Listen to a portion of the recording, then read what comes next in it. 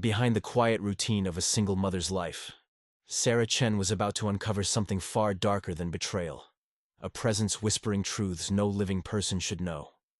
It began with a crayon drawing from her 5-year-old daughter, and spiraled into a nightmare that blurred the line between imagination and the impossible. This is her story. Welcome to Behind Closed Doors, where we share true stories of deception, hidden fears, and the moments when reality cracks open.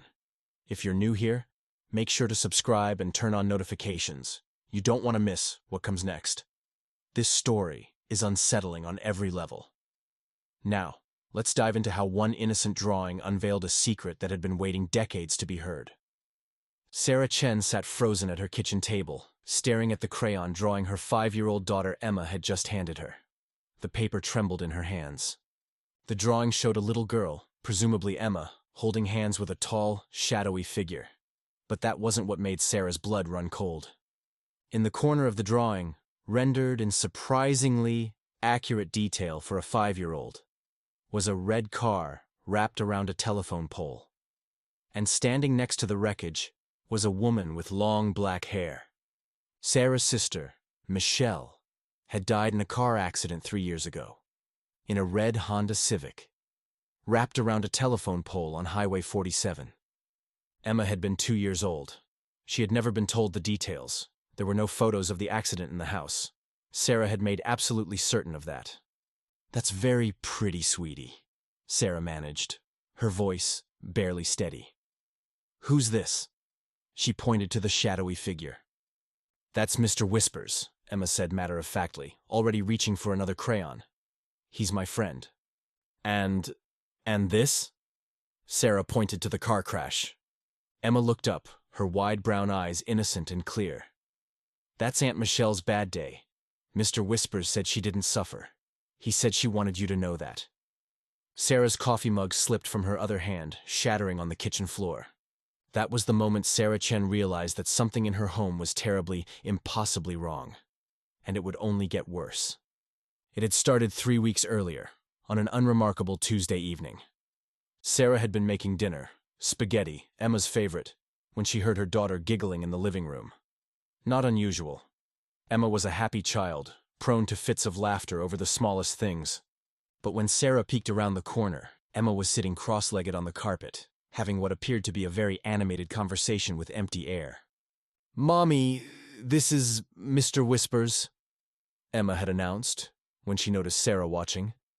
"He just moved in." Sarah had smiled. Imaginary friends were normal at this age. Healthy, even.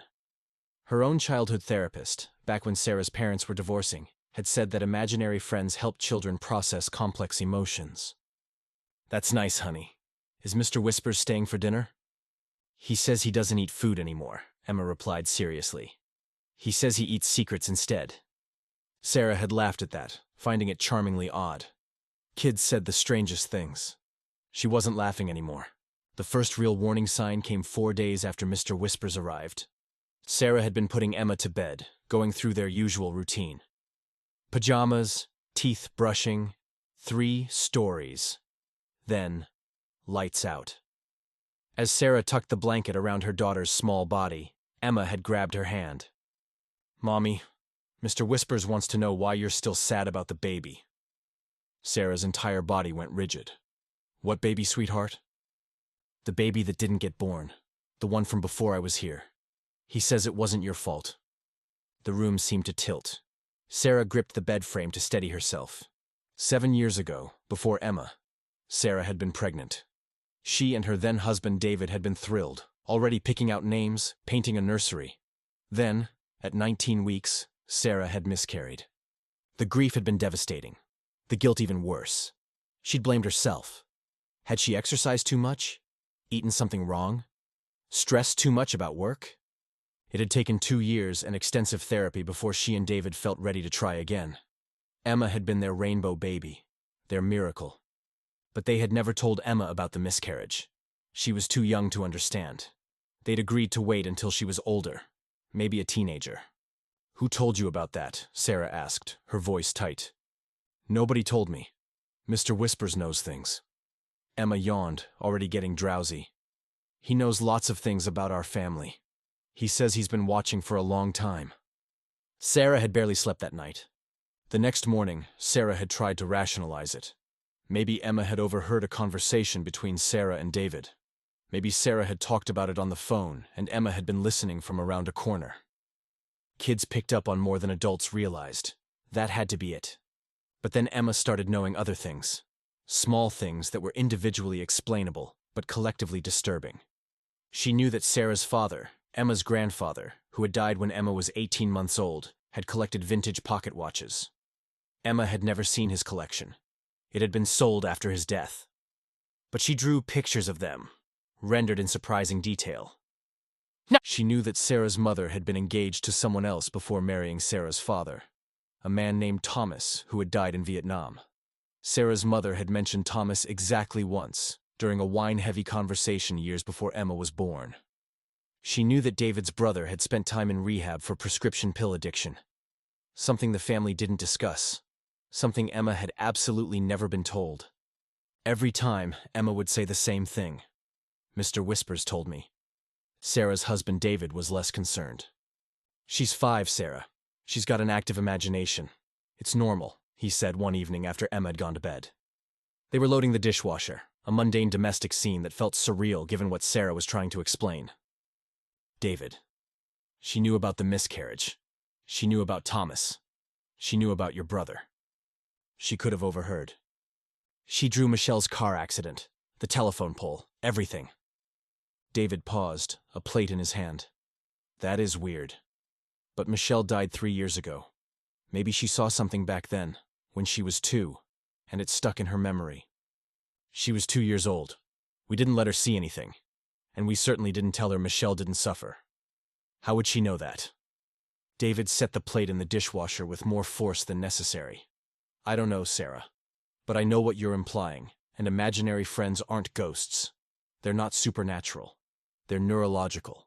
They're a normal part of child development. This doesn't feel normal. You're stressed. The promotion at work, the house renovations, everything with your mom. You're reading too much into this. He closed the dishwasher and turned to face her. Emma is a happy, healthy, creative kid. Don't make her feel like something's wrong with her because she has an imaginary friend. Sarah had wanted to argue, wanted to make him understand the cold dread that had taken up permanent residence in her chest.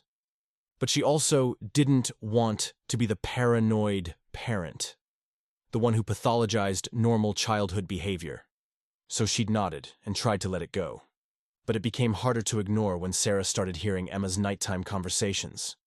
Their house was small, a 3-bedroom ranch with thin walls. Emma's room was right next to the master bedroom. Sarah had always been able to hear if Emma woke up in the night or called out. Now she heard entire conversations. At first, they were innocent enough. Emma talking about her day at kindergarten, telling Mr. Whispers about the blocks she'd built or the song they'd learned. One-sided conversations, but normal. Then they became stranger. "Why don't you like Daddy?" Sarah heard Emma ask one night. Silence. Obviously. Mr. Whispers wasn't real, couldn't respond. But then Emma's voice again. "Because he lies? What does he lie about?" Sarah sat up in bed, her heart pounding. Beside her, David slept soundly, oblivious. "About where he goes on Thursdays?" Emma continued. "But he says he goes to the gym." Sarah's blood ran cold. David did go somewhere every Thursday evening. He said it was the gym, his regular racquetball game with his college friend Marcus.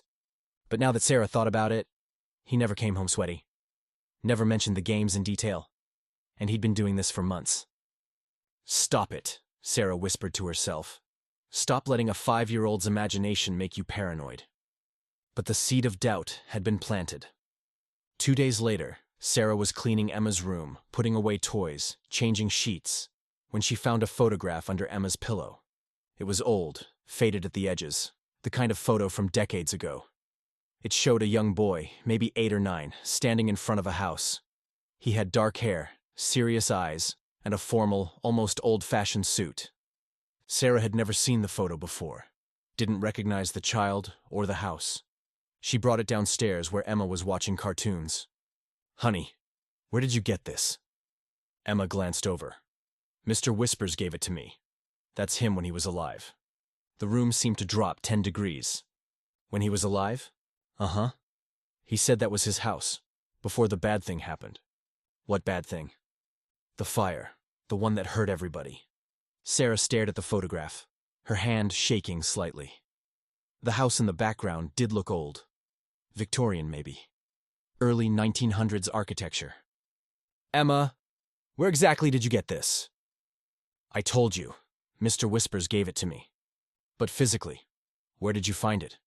He left it under my pillow, like the tooth fairy. Sarah felt like she was losing her mind. That evening, after Emma was asleep, Sarah did something she immediately felt guilty about. She took the photograph and drove to her mother's house. Linda Chen had lived in this neighborhood for 40 years. If anyone would recognize an old local house, it would be her. Mom, do you recognize this house? Sarah held out the photo. Her mother squinted, holding it close, then far away. Then her expression changed. Where did you get this? Emma had it. Do you know it? Sarah. This is the old Morrison house. It burned down in 1952. Killed a family. There was a boy. She looked up, her face pale. Where did Emma get this? I don't know. That night, Sarah lay awake until dawn, listening to her daughter talk to someone who shouldn't exist about things he couldn't possibly know. Sarah decided to follow David. She felt ridiculous, paranoid, like a character in a bad movie. But Emma's words, or rather, Mr. Whisper's words, had burrowed into her brain like a parasite. What does he lie about? About where he goes on Thursdays? On Thursday evening, David kissed her goodbye as usual. Racquetball with Marcus. I'll be back by 9. Have fun. Sarah waited 15 minutes, then got into her car. She'd asked their neighbor's teenage daughter to watch Emma for a couple hours, saying she had a last-minute work emergency. She followed David's car through town, her heart pounding, half hoping he'd turn toward the gym and prove her suspicions wrong. He didn't. He drove to a neighborhood on the east side of town. A nice neighborhood. Tree-lined streets. Well-maintained houses. He pulled into the driveway of a 2-story colonial with blue shutters. Sarah parked down the street behind a large SUV and watched. David got out of his car, walked to the front door, and knocked. The door opened. A woman stood there. Petite, blonde, maybe 35. She smiled when she saw David. They embraced. Not a friendly hug, an intimate one. His hand on the small of her back, her fingers curling into his shirt. Then they went inside. The door closed. Sarah sat in her car, feeling like the world had tilted off its axis. David was having an affair. Emma's imaginary friend had known, had told her, had been right. Sarah drove home in a daze, paid the babysitter, and sat in her kitchen in the dark. When David came home at 9:15, smelling like cologne and lies, Sarah said nothing. She needed time to think, to plan. But that night she listened to Emma's conversation with Mr. Whispers with new attention. Mommy knows now, Emma said. Did you want her to know? Silence. You did? Why? Silence. Because lies hurt families? That makes sense. Sarah pressed her hand over her mouth to keep from making a sound. Over the next week, Mr. Whisper's revelations became more frequent, more specific, more dangerous. Emma started saying things at dinner. Mr. Whispers says Daddy's friend's name is Jennifer. She works at the hospital. David choked on his water. She has a little boy named Tyler. He's 6. David's face went white.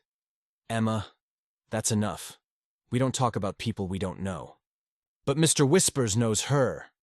He watches her, too. Sarah felt simultaneously vindicated and terrified. She now had confirmation. Details she could verify. A name. A workplace. A child. But how did Emma know this? How did Mr. Whispers? David left the table early that night, claiming work stress. Sarah spent hours on her laptop after Emma went to bed, researching. She found articles about the Morrison house fire from 1952. 9 people had died.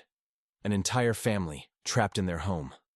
The fire had been ruled accidental, a kerosene lamp knocked over. Among the dead was an 8-year-old boy named William Morrison. The article included a single photograph, a formal family portrait. Sarah's hands shook as she zoomed in on the boy's face. It was the same child from the photograph under Emma's pillow. William Morrison, dead for 70 years, and apparently Emma's imaginary friend. Sarah also found Jennifer. It wasn't hard. There was only one Jennifer at St. Mary's Hospital in the right age range. Jennifer Thompson, nurse, divorced. One son named Tyler. Everything Emma had said was true. Sarah confronted David on Saturday morning. Emma was at a play date, the house blessedly empty. Who is Jennifer Thompson? David's face cycled through confusion, then recognition, then fear. How do you answer the question? Sarah, I can explain. How long? David sank onto the couch, his head in his hands. 6 months. It started as just coffee. After work. She understood things you didn't. The stress I was under. Then it became more. You lied to me for 6 months. I know. God, Sarah, I know. I'm so sorry. It's over. I was going to end it. I swear. You're sorry you got caught.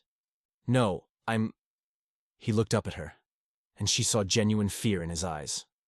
How did you find out? Sarah almost laughed. The truth was so absurd she could barely voice it. Emma told me. What? Her imaginary friend, Mr. Whispers. He told her about Jennifer, about Tyler, about all of it. David stared at her like she'd lost her mind. That's impossible. And yet here we are. That night, after David had moved to the guest room and the house had settled into tense, awful silence, Sarah sat on Emma's bed. Sweetheart, I need to talk to you about Mr. Whispers. Emma looked up from her coloring book, serious. He said you would. What else has he said?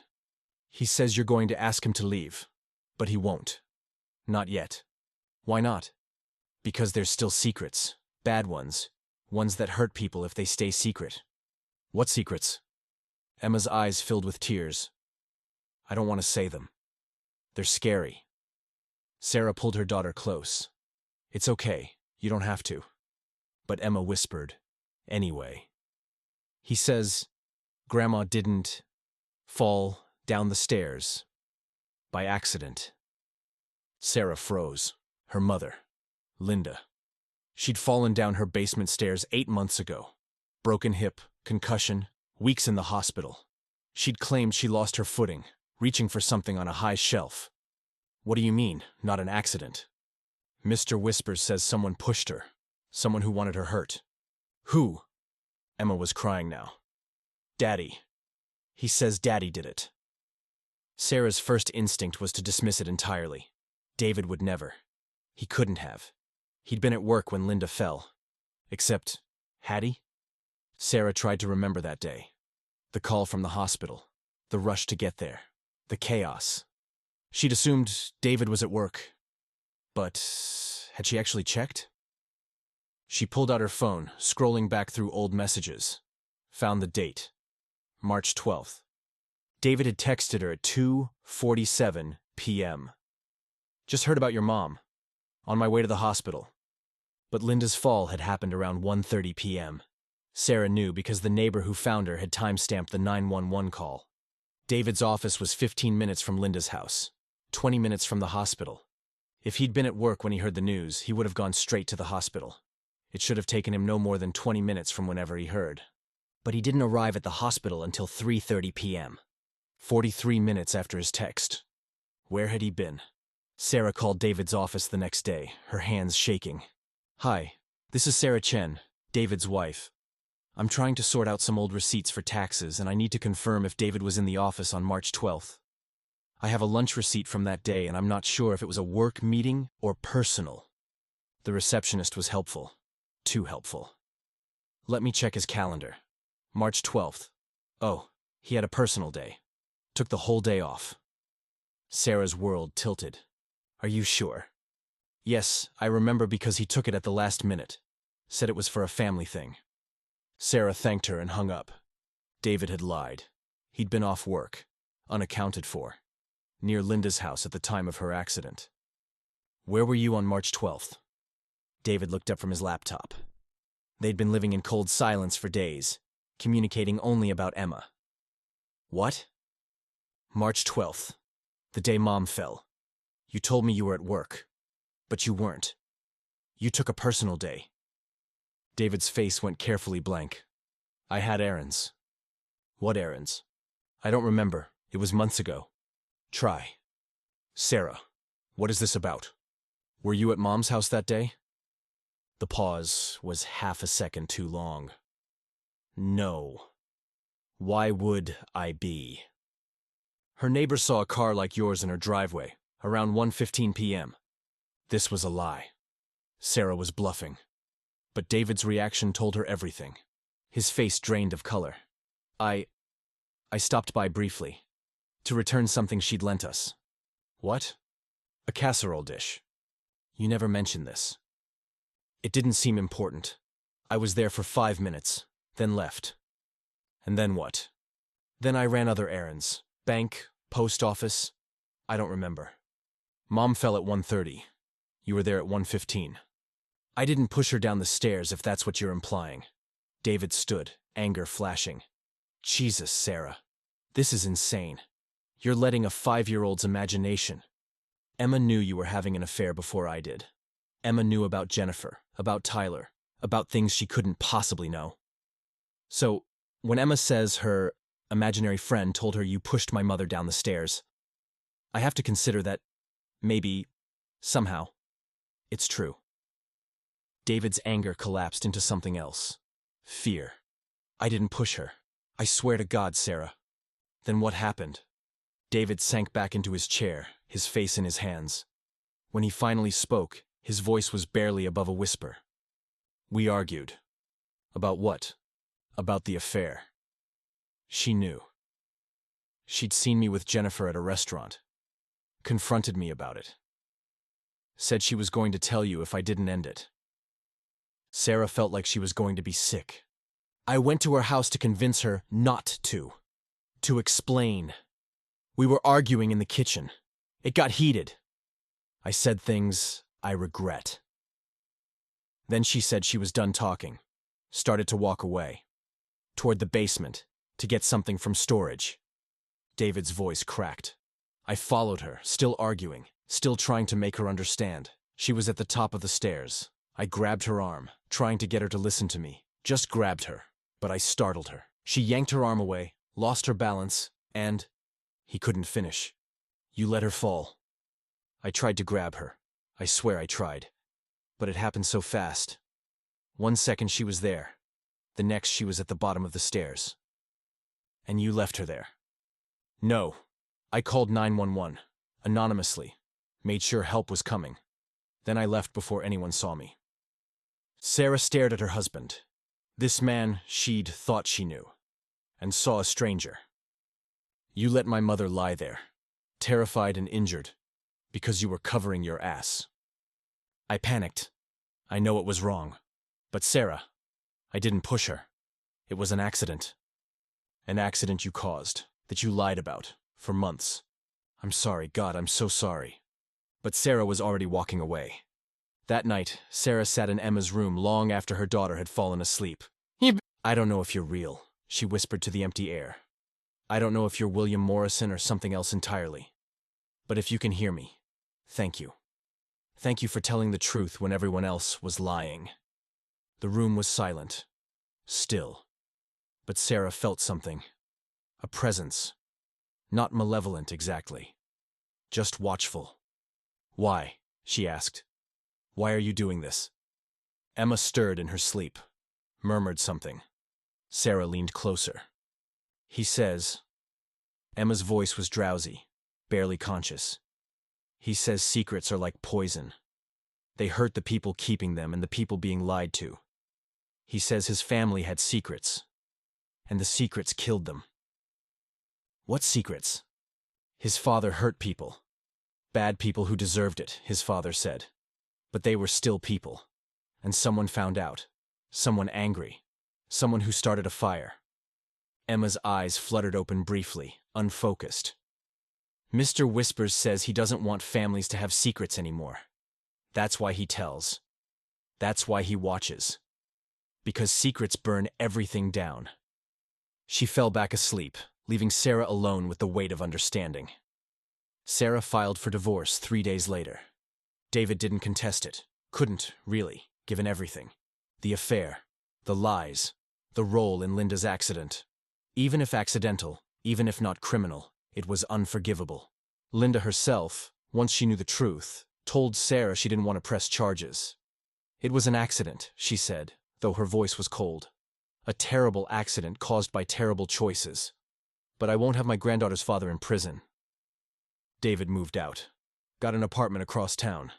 Emma would see him on weekends, supervised for now. Jennifer Thompson ended their relationship when she found out about David's deception and the circumstances of Linda's fall. David had lost his marriage, his home, and the respect of everyone who knew him. And through it all, Emma reported that Mr. Whispers watched.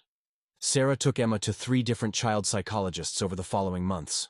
All of them said the same thing. Emma was developmentally normal, imaginative, creative, bright. Imaginary friends were common. None of them could explain how Emma knew things she couldn't possibly know. Children pick up on more than we realize, one psychologist said. They overhear conversations, notice details, make connections adults miss. What seems supernatural is often just a child's remarkable observation skills. But that didn't explain the photograph. The one of William Morrison. The one from 1952. Sarah had taken it to a local historian, who confirmed it was authentic. An original print, not a reproduction. It had been donated to the Historical Society after the fire, part of a collection of Morrison family artifacts. But all those artifacts were in storage in the Historical Society's climate-controlled vault. No one, especially not a 5-year-old child, could have accessed them. Yet somehow, Emma had that photograph. 6 months after David moved out, on a quiet Sunday morning, Sarah sat with Emma in the backyard. Emma was drawing with chalk on the patio, creating elaborate scenes of houses and families. "Does Mr. Whispers still visit?" Sarah asked carefully. Emma nodded. "Not as much. He says our family doesn't have big secrets anymore. Just small ones. Small ones are okay." "Is he here now?" Emma paused, looked at something Sarah couldn't see, then nodded. "Do you want to talk to him?" Sarah's rational mind screamed that this was absurd, that she was indulging a fantasy, that there was no such thing as ghosts or spirits or supernatural imaginary friends. But she'd learned that sometimes rationality didn't cover everything. "Yes," Sarah said. "I'd like to." Emma smiled. "He says you can ask him anything." Sarah took a breath. "Why did you choose our family?" Emma tilted her head, listening to something only she could hear. "He says he didn't choose you. He watches lots of families. But yours had big secrets. Dangerous ones. The kind that would have hurt more people if they'd stayed hidden. Will you stay?" He says no. His job here is done. Emma's growing up. She won't need him much longer. What happens to you? After? Emma's face grew sad. He says he doesn't know. He just moves on to the next family that needs him. He's been doing this for a long time.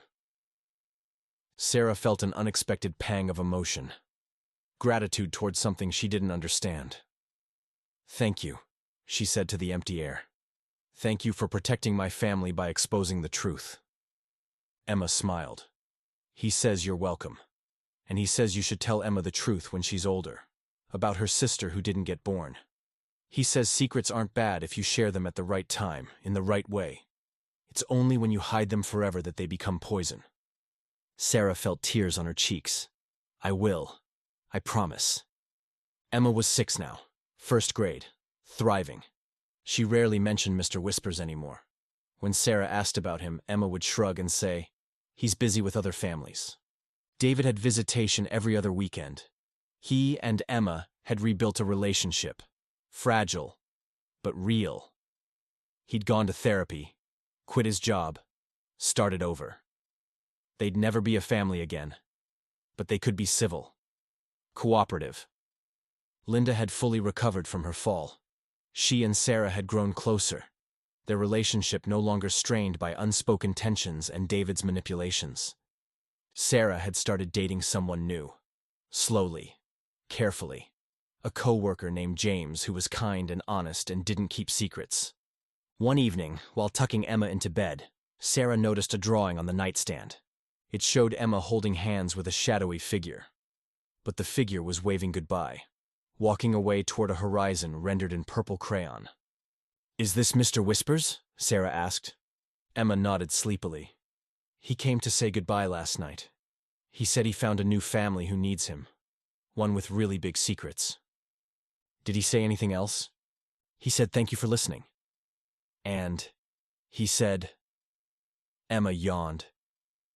"He said our family is going to be okay now, because we tell each other the truth." Sarah kissed her daughter's forehead. "We do, and we will. Always. Love you, Mommy." "Love you too, baby." Sarah turned off the light and stood in the doorway for a moment, looking at her daughter's peaceful face. Then she whispered to the darkness, "Wherever you are, William Morrison, I hope you find peace. Thank you for giving us ours." The house was silent. Still. But somewhere, in a dimension Sarah would never understand, a little boy from 1952 moved on to the next family, the next set of secrets, the next truth that needed telling. Because secrets, as he'd learned in Fire and Death so long ago, always burn everything down eventually. Better to expose them in the light, before they consume everything you love in the dark. Some families are haunted by ghosts. Sarah's family had been haunted by something far more dangerous. The lies they told themselves, the secrets they kept, the truths they were too afraid to face. It had taken a 5-year-old's imaginary friend, real or not, supernatural or psychological, it didn't matter, to hold a mirror to those secrets. And in that reflection, Sarah had found both devastation and liberation. Her marriage was over. But it had been built on lies anyway. Her mother had been hurt. But now she knew the truth, and could heal without wondering. Her daughter had been a conduit for uncomfortable revelations. But now she was free from the weight of her family's hidden darkness. As Sarah closed Emma's door and walked to her own room, she thought about William Morrison, a boy who died in a fire caused by his family's secrets. Whether he was a ghost, a psychological manifestation, or something else entirely, didn't matter. What mattered was the lesson. Secrets don't protect the people you love. They destroy them. Slowly. Silently. Surely. Until everything burns. Sarah had survived her family's fire. Had walked through the flames and come out the other side with truth instead of ash. And somewhere, she hoped, William Morrison could finally rest. His work, at least for the Chen family, was complete. So what would you do if a secret from the past came knocking on your door the way it did for David? Would you have faced what you ran from, or tried to escape it all over again? Let me know in the comments below. And if you want more stories like this, don't forget to subscribe to Behind Closed Doors. We post new true stories every Monday, Wednesday, and Friday. Hit that bell so you never miss an upload. Thanks for watching, and I'll see you in the next one, Behind Closed Doors.